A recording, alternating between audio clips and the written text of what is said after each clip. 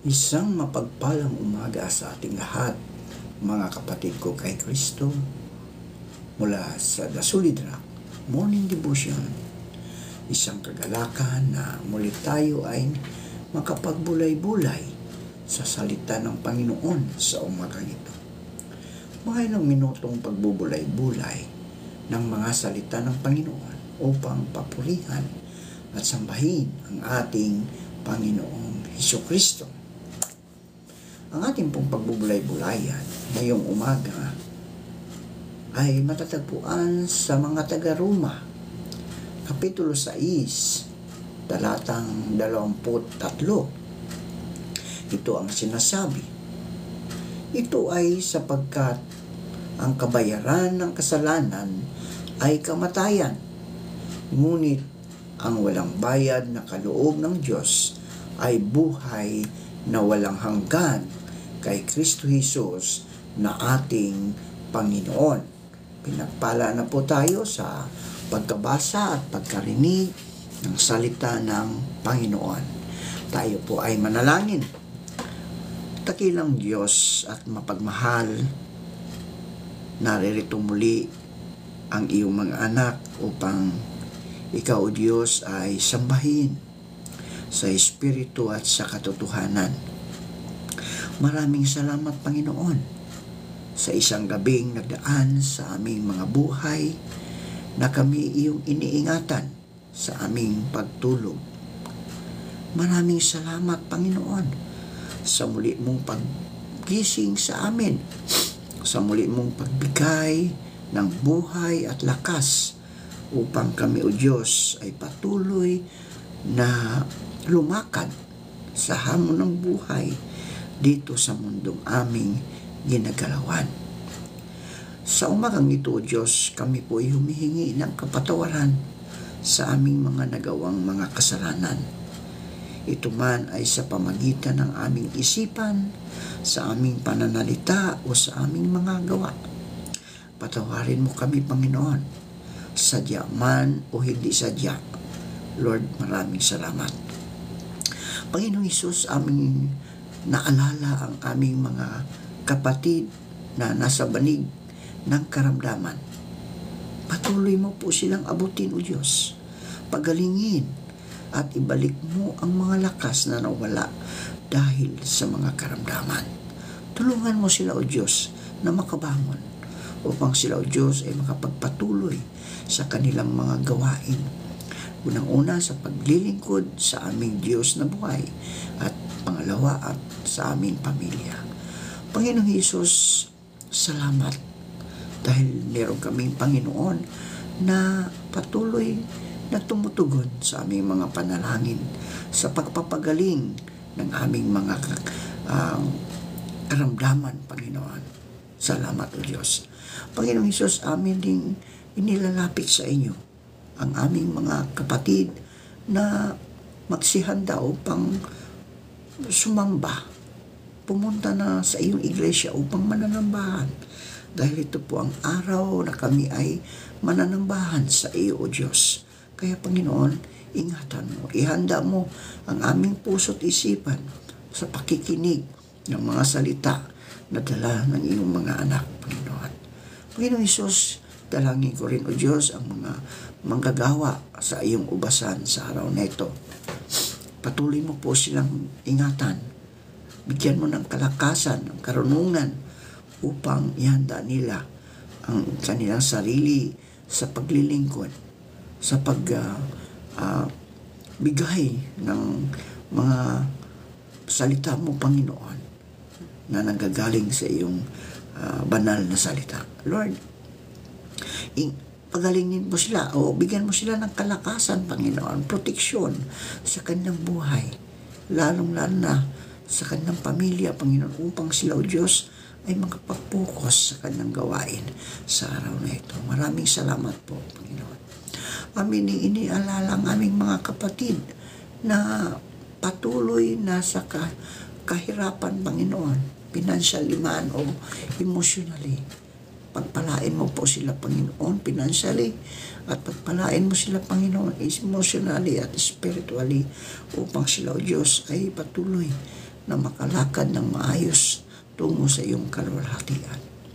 Panginoon Hesus, aming naalala ang aming mga kapatid, kaibigan na magsiselebrate ng kanilang makaarawan sa araw na ito. Pagpalain mo po sila, O Diyos, at ingatan mo at marami pang taon sa kanilang buhay upang sila ay magsiselebrate ng kanilang kaarawan. Gayon din po, Panginoon, ang mga mag-asawa na mag-celebrate ng kanilang wedding anniversary. Pagpalain mo, O Diyos, naway ang kanilang pagsasamahan ay patuloy na maghari na kasama ang aming Panginoong Jesucristo upang ang pagpapala ay ibuhos sa kanilang tahanan sa araw-araw. Maraming salamat po. Ito ang aming dalangin na may pagpupuri at pasasalamat sa matamis na pangalan ni Jesucristo na aming Diyos at Panginoon. Amen. Ang kabayaran ng kasalanan, mga kaibigan, mga kapatid, ay tumutukoy sa katotohanan. Si Jesus ay namatay bilang kahalili ng mga makasalanan. Itinuturo ng Biblia na ang lahat ng tao ay nangagkasala. Ayon sa Roma 3:9-18 o 3:23. Ang kaparusahan ng ating mga kasalanan ay kamatayan. Ito po ay mababasa natin sa Roma 6:23. Ito ay sapagkat ang kabayaran ng kasalanan ay kamatayan. Ngunit ang walang bayad na kaloob ng Diyos ay buhay na walang hanggan kay Kristo Jesus na ating Panginoon. Ang talatang ito, mga kapatid, ay nagtuturo sa atin na lahat tayo ay mamamatay at nakatakdang magdusa sa impyerno ng walang hanggang bilang kabayaran ng ating mga kasalanan. Ang kamatayan sa Biblia ay nangangahulugan ng pagkahiwalay. Ang lahat ay mamamatay. Hindi natin mapipigilan yan, mga kapatid. Lahat tayo ay mamamatay. Subalit, ang ilan ay mananahan sa langit na kasama ang ating Panginoong Jesucristo. Samantalang, ang ilan naman ay mananahan sa impyerno ng walang hanggan.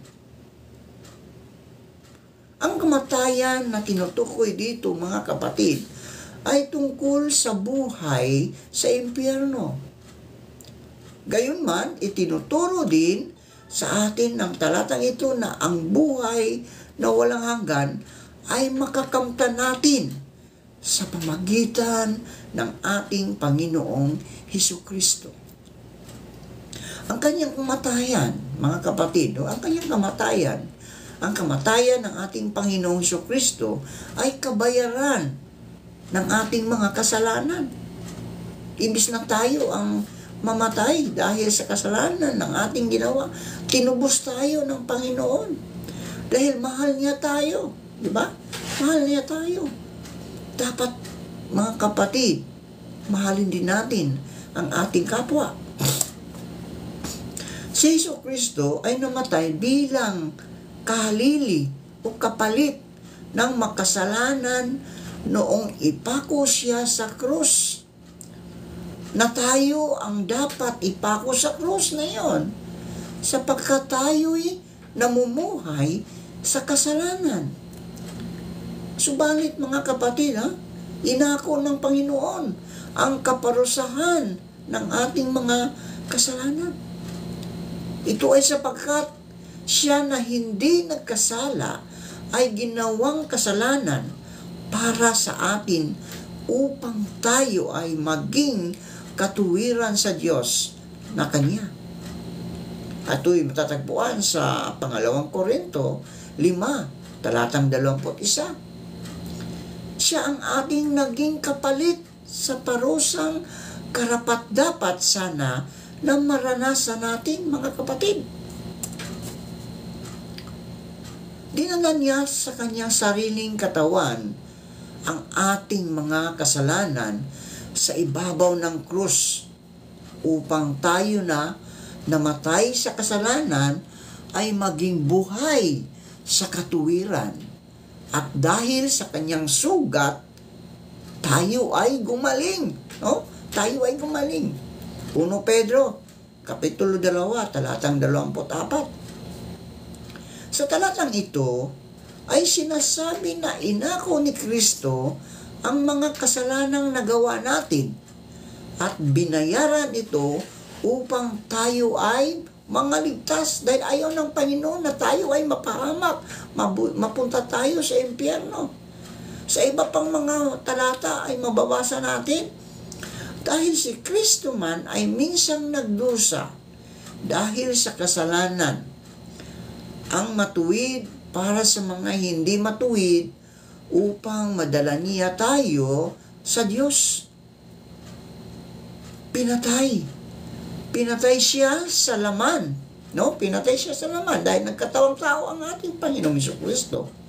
Ngunit binuhay siya sa pamagitan ng Espiritu.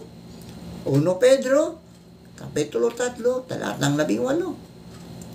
Hindi lamang itinuturo sa atin ng mga talatang ito na si Jesus ang ating naging kahalili. Subalit, siya rin ang katubusan. Siya rin ang katubusan. Ibig sabihin, mga kapatid, sapat na ang kanyang kamatayan bilang kabayaran sa kasalanan ng sangkatauhan.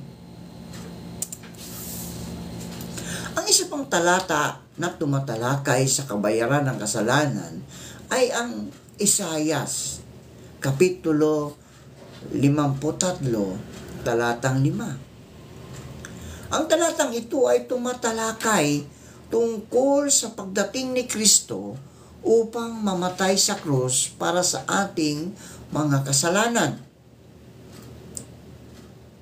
Nakadetalye ang lahat ng ito at ang pagpako sa krus ay totoong nangyari, kagaya ng sinabi noong una pa man. O pansinin ang mga salita ni Isayas habang binabasa mo ito, mga kapatid. Dahil sa ating mga kasalanan,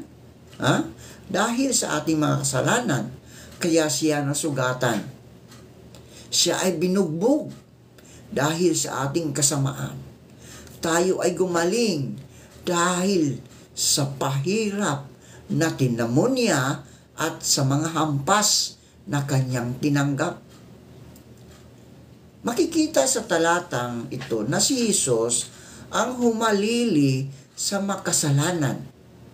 Binayaran ni Kristo ang kaparusahan para sa ating mga kasalanan. Dapat na tayo ay parusahan, pero dahil sa pagmamahal ng ating Panginoong Jesucristo sa atin, siya na ang pumalit sa ating mga kasalanan upang tayo ay hindi mapahamak doon sa impyerno. Gusto ng Panginoon na tayo ay makasama niya doon sa buhay na walang hanggan, doon sa langit.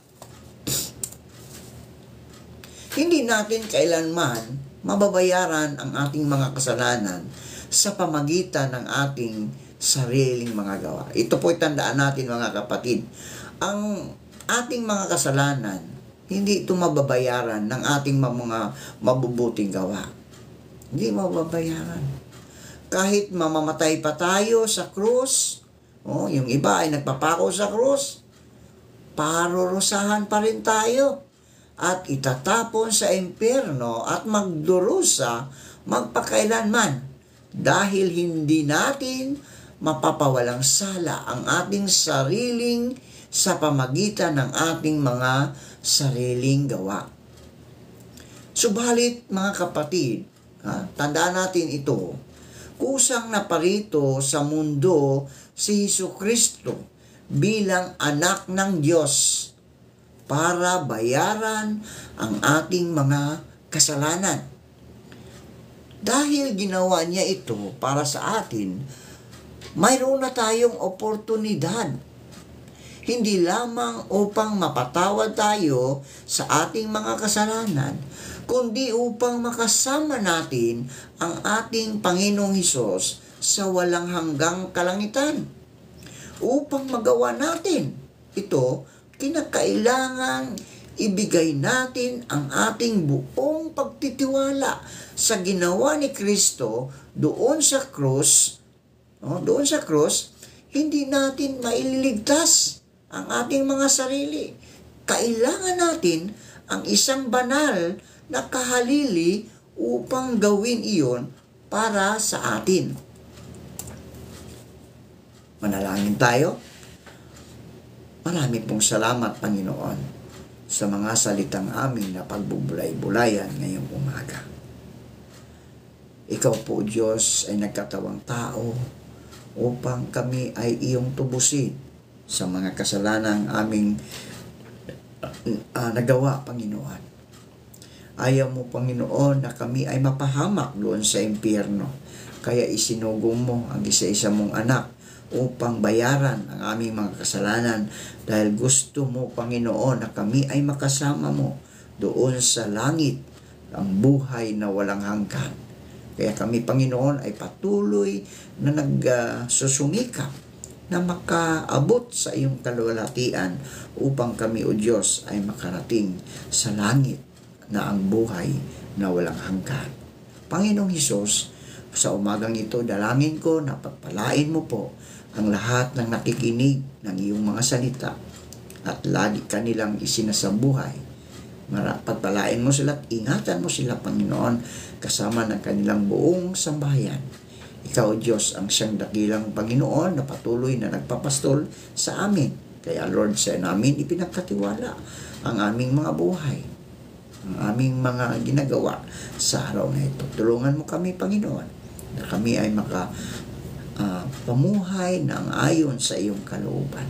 Maraming salamat po sa pangalan ni Jesucristo na aming Panginoon at tagapagligtas. Amen.